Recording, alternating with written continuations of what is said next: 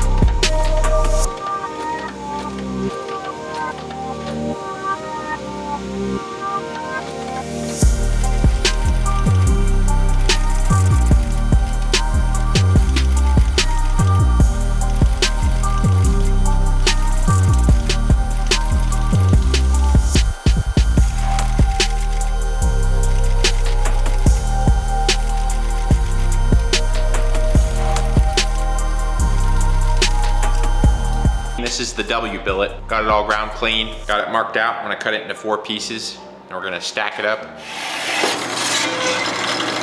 This should be ready for the ends to be welded up on it.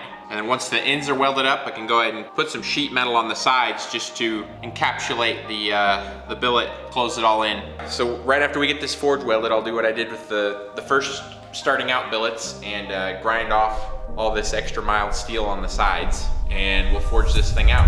Time to forge it down. I think I'll forge it down to about 1 3/4 inches and then re-square the billet.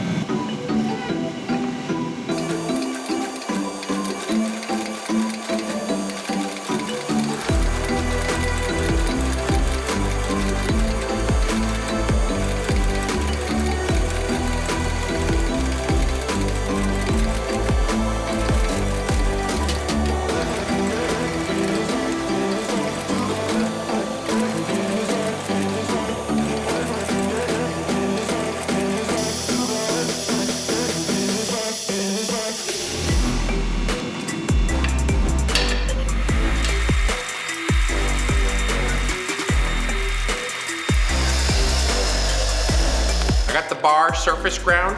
So the next thing I'm gonna do is get it all marked out, get the layout of where I wanna cut the tiles, and yeah, we'll start doing all that stuff. Here it is. Got it all TIG welded up. Got our casing on the sides of it, or I don't know what you say, but the broad area. Got our 1/8 inch metal welded on there. It's all encapsulated, so it should be a clean, atmosphere-free forge welding experience. Final bit of forge welding, here we go.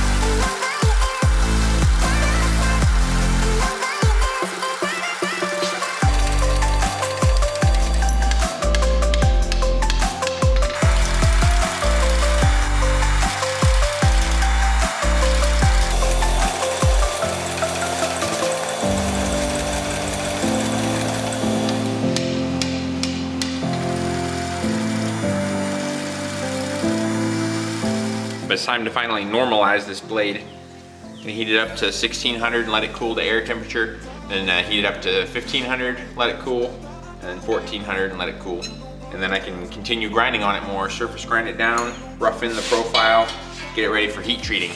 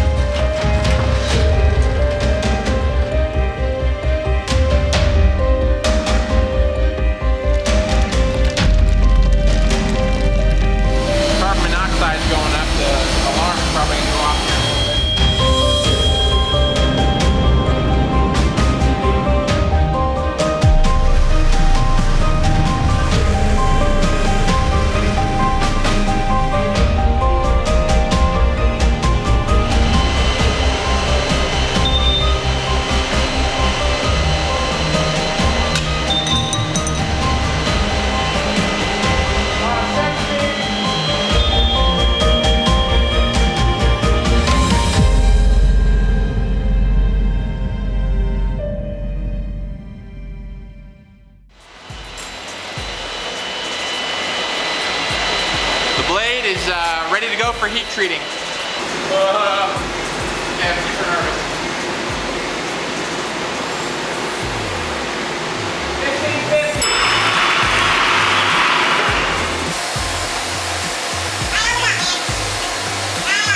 The color was beautiful. It looked really even. It was gorgeous. I about cried when I saw it.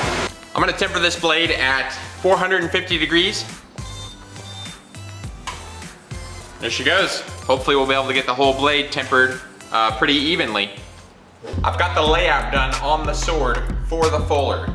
Profile's done, sword's pretty straight, pretty flat. So I got the layout done on both sides here, but the blade tapers a lot. So what I did was super glued some little shims on here to make the fuller rather taper the amount I wanted to when I laid it down on the flat granite surface and then scribed the line on there.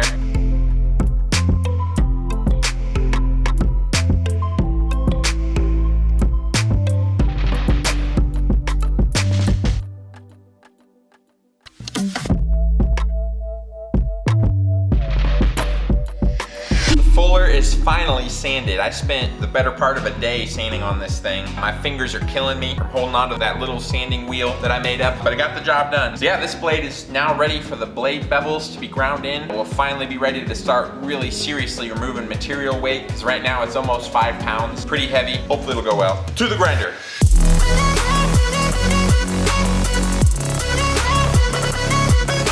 I got the blade hand sanded. The blade bevels are at 600 grit and the fullers are at 1500 grit. I'll finish sanding the rest of the blade after the handle's done and then we'll do the etching and stuff then. Looks straight to me.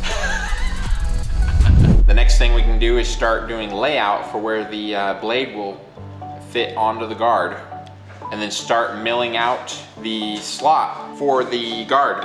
And something I like to do on my guards that you guys might have seen before is I like to have the ricasso area fit into the guard about 10,000ths of an inch so it'll have a really nice tight fit. And I actually recess that in there by hammering my guard on until it leaves a mark and going in there with the dental burr and removing material until the blade physically fits into the guard. You may have seen 2 little dots on the back side here. That indicates which side is up.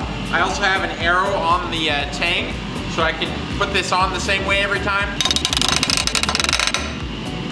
Do a little inspection, see how it's looking. Oh man, it looks amazing. I am really happy with that. That was the most challenging guard fit ever. And it looks like it's integral with the blade. I mean, it's as good as it gets. Couldn't really ask for it to be any better. I've got a chunk of metal cut off here for the front spacer. I've also marked out where that piece is gonna go. I marked out the center of it and marked out where the tang goes on there. So now I'm gonna take it over the milling machine and mill out a slot for it to fit up on the tang.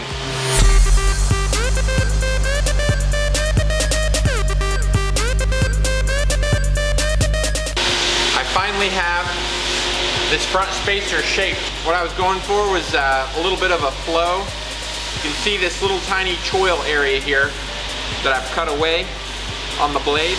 If you look at it carefully, that flow that curve on the choil goes right into the front spacer. I wanted it to just kind of flow out into the handle. Next thing I can do is draw some lines on this handle material where the tang goes and start drilling holes and milling and broaching it out until I get it to fit up on here.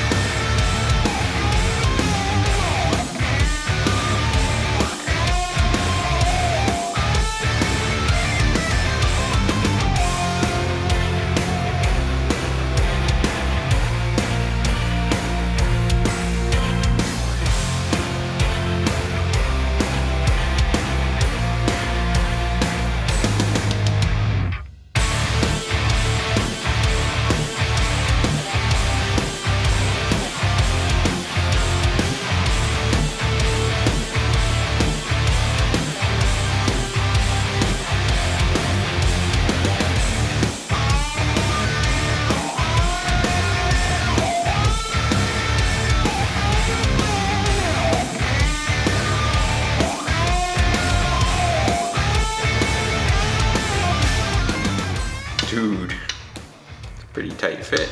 Not bad, man, not bad at all. Normally stuff doesn't come out that good for me. We're pretty much ready to start working on figuring out how to do the pommel. So here's the pommel. Got a 5/16 hole going all the way through this piece of metal. And I've also made on one end of it a 3/8 of an inch hole that goes in about a 1/16 of an inch or so. I think I'm ready to chuck this thing up in the lathe and start turning it down.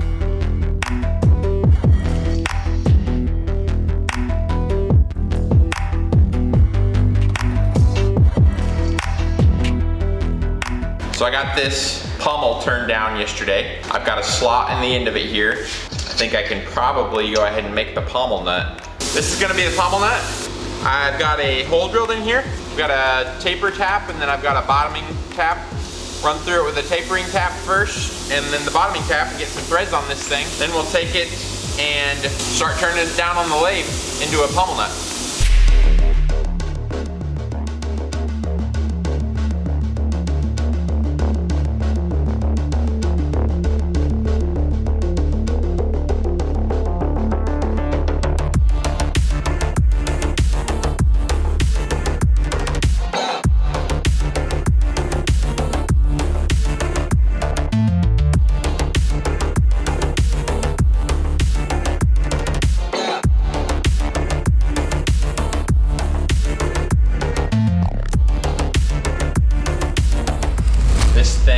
Incredible. Love having it put together for the first time. Finally, you're starting to get all the components together. Just got the pommel nut finished. The pommel nut's actually ready for gold inlay. It's the most finished piece on this whole sword. It's probably even a little closer to being done than the blade actually. So here's the finished pommel nut. It's got 5/16 inch threads in it and it's recessed to sit down inside of the, once I get the pommel all domed and everything, it'll be a nice perfect domed transition to the pommel nut. So one of the next things we're gonna do is take this really roughed in chunk of pommel and start turning it down and get it really close to the final shape that we want. I've got the top of the pommel pretty much finished out here. It's at a 600 grit right now, which is probably a little further than it needs to be because it's gonna get gold inlay later and I'll end up having to sand it back down to like 220. The next thing I wanna do is get this radius cleaned up and maybe sand on that a little bit and get it to come to a nice crisp edge right here. Something else that'll happen in the future a little bit later on is this will be turned from round to more of an oval shape, but that'll get ground in later after the lineup pins and the handles shaped and all that. But for now, getting the pommel roughed in there pretty close. I've got the pommel completely shaped, ready to go. The pommel's ready for hand sanding and gold inlay. The front spacer is ready for hand sanding and then gold inlay. And I have the handle shaped to the final size it needs to be, and it's ready for fluting once the layout's done on it. So the only other handle part that needs aggressive shaping is this guard. So I'm gonna start grinding on this thing once I get the layout lines all put on here.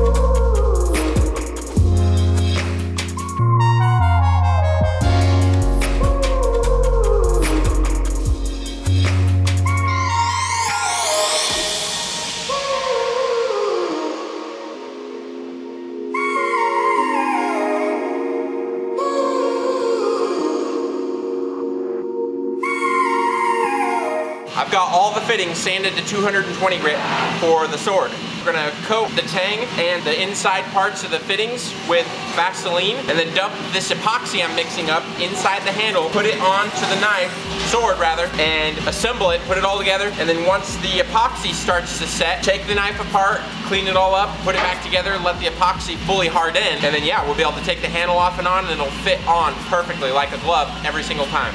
I finally got the handle all cleaned up, got the guard cleaned up, got all the epoxy out of the places I didn't want it to be. Now, I've got the handle bolted to this little fluting jig layout thingy I made. So now I'll put it in the lathe and start doing some layout lines. Using the lines on here, we'll put lines all the way across the handle. 8 of them in total. Then we'll take it off this little jig thingy and we'll bring it over here and put a pencil in my height gauge, and we'll draw 8 lines going around the handle this way. So we'll have a grid to then do our layout with. I'll probably use a Sharpie to connect the grid on an angle going from corner to corner on each little square, and that'll give us 8 perfectly spiraled flutes going around the handle. After that, I can start hacking away at this thing with a file.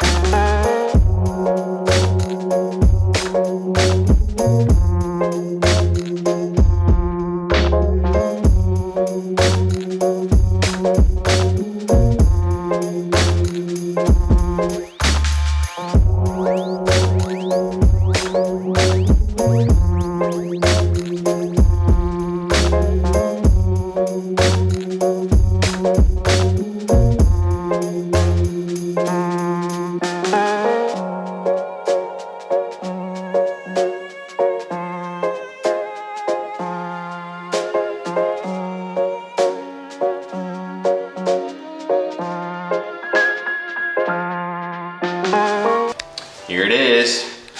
The ivory part of the handle is finished. I got it all fit up on here, and man, oh man, I got goosebumps putting this thing on. It's like super, super amazing. I love it. It looks so good. The sword is really, really coming along here now. I'm like, oh, I love it so much now.